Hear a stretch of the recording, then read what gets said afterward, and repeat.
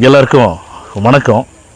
இந்த பதிவில் எதை பற்றி பார்க்க போகிறோம் அப்படின்னா, அதாவது மக்களே, இன்றைக்கி ரொம்ப பரபரப்பாக வந்த செய்தி என்னென்னா, விஜய் அவர்கள் தமிழக வெற்றி கழகத்தோட தேர்தல் அறிக்கையை வெளியிட்டது தான் பயங்கரமாக பேசும் பொருளாகிடுச்சு. அதாவதுங்க, 2500 ரூபா மகளிர் உதவித்தொகையாக கொடுக்குறான்.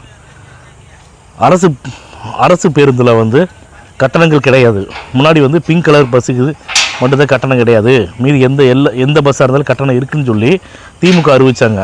அதை எல்லாமே ரத்து பண்ணிவிட்டு விஜய் அவர்கள் எந்த பஸ்ஸில் போனாலும் சரி, அரசு பேருந்து எதில் போனாலும் சரி, மகளிருக்கு எல்லாரும் ஃப்ரீ தான். அதுக்கப்புறம் ஆண்டுக்கு 6 சிலிண்டர் இலவசமாக கொடுக்குறாங்க அப்படின்னு சொல்லிட்டு எக்கச்சக்கமான விஷயங்களை, இது சும்மா கொஞ்சமான தேர்தல் அறிக்கை தான், இன்னும் நிறையா இருக்குது. அப்போ இதை விஜய் அவரால் நிறைவேற்ற முடியுமா இல்லையான்னு பல பேர் பலதரப்பட்ட கேள்விகளை கேட்குறாங்க.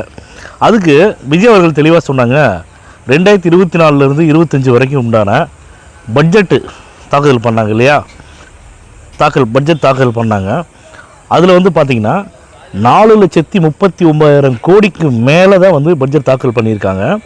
இதில் அரசுக்குன்னு சொல்லி, அதாவது ஸ்டாலின் டேக்ஸ் அப்படின்னு சொல்லிட்டு அவருக்குன்னு 30% அமௌண்ட்டை அங்கே போகிறதா சொல்கிறாங்க. இது பொய்யான தகவலாக இருக்குங்கிறதுல எனக்கு நம்பிக்கை இல்லை. நிச்சயமாக இது உண்மையான தகவலாக தான் இருக்கும். மக்களுடைய வரி பணத்தை நீங்கள் அதில் பணத்தை எடுத்து செலவு பண்ணாமல் மக்களுக்கே நீங்கள் கொடுத்தீங்கன்னா கண்டிப்பாக தமிழக மக்கள் எந்தெந்த திட்டங்களை அரசு கொண்டு வருதோ அந்த திட்டங்களை நிறைவேற்றிட்டு தமிழக மக்கள் ரொம்ப நல்லா வாழ்வாங்க. அதில் எந்த ஒரு மாற்று கருத்தும் கிடையாது. இப்போ இருக்கக்கூடிய திமுகவாக இருக்கட்டும், ஏற்கனவே இருந்த அதிமுகவாக இருக்கட்டும், அரசு, அதாவது மக்கள் செலுத்தக்கூடிய வரி பணத்தை சரியாக மக்களுக்கு பயன்படுத்தினாவே மக்கள் நல்லா இருப்பாங்க. ஆனால் இதை செய்யாதது மட்டும்தான் இத்தனை வருஷ பிரச்சனையே. அதுக்காகத்தாங்க இப்போ விஜய் அவர்களை ஊழல்வாதி, லஞ்சம் வாங்கினாருன்னு சொல்லி ஏதாச்சும் சொல்ல முடியுமா? சொல்லுங்கள். ஒயிட் காலரில் வராதுங்க.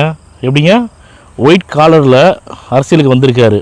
அதனால் அவர் இந்த பணத்தை, மக்களுடைய வரி பணத்தை எடுத்து செலவு பண்ணுறது, கும்மாளம் போடுறது, அது எக்ஸட்ரா நிறைய சொல்லலாம். அந்த மாதிரிலாம் விஜய் அவர்கள் பண்ணாமல் தமிழக மக்களுக்கு நல்ல திட்டங்களை கொண்டு நல்லது மட்டும்தான் பண்ணுவார். இந்த தேர்தல் அறிக்கையில் இப்போ சொன்னது 12-13 வாக்குறுதி தான். இன்னும் நிறையா இருக்குது. அதை அடுத்தடுத்து வெளியிடுவாங்க. இன்றைக்கி பொறுத்த வரைக்கும் விஜய் அவர்கள் வெளியிட்ட தேர்தல் அறிக்கையில் கொடுத்த வாக்குறுதிகள் எல்லாத்தையும் கவர்ந்து இழுக்கிற மாதிரியும் மக்கள் ரொம்ப நம்புகிறாங்க. கொடுத்த வாக்குறுதியை விஜய்